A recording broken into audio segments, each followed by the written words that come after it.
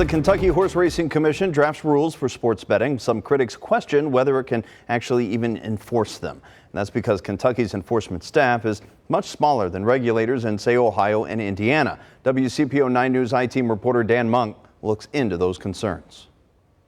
The Horse Racing Commission was the only agency that had ever provided any level of oversight for this type of activity before. Chris McDaniel doesn't recall much discussion about enforcement before he joined 24 other senators in a vote to legalize sports betting in Kentucky. You can read from the verbiage in the bill that the integrity of the gaming is very important, and you can see that the intent is that people have confidence that the games are appropriately administered. David Walls of the Family Foundation questions whether that can happen with the Kentucky Horse Racing Commission's enforcement staff of 4 people.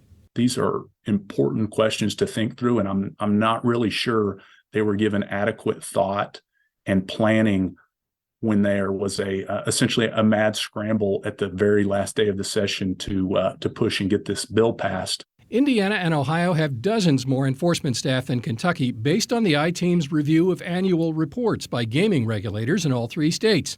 In 2022, Kentucky sharply reduced random audits of slot machines, also known as HHR terminals, according to an audit summary obtained by the I-Team in a public record request. So you think the commission is adequately staff to do this job? No, I don't. I think that they're going to have to add additional staff. The Racing Commission wouldn't answer questions. In a statement, it said it's working to complete a regulatory framework by the end of June to ensure a successful implementation of sports wagering in Kentucky.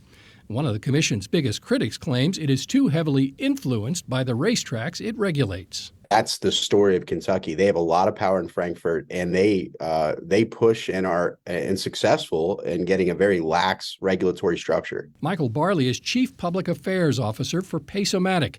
It's a Georgia company suing to prevent the enforcement of legislation that banned so-called gray games as illegal slot machines. The fact that this is set up where a person that wants to participate in sports gambling has to go to one of their facilities shows you just how much control they have. There isn't a state that's doing that. McDaniel says lawmakers will hold hearings on Kentucky's approach to sports betting this summer. He expects the commission to more than double in size to monitor the new industry. We've asked our staff to begin looking into, what other states that are similarly situated have, and then make a comparison. But I would say it will be a pretty dramatic increase in the size of the agency. Gaming regulators in Ohio and Kentucky play a key role in helping compulsive gamblers avoid betting.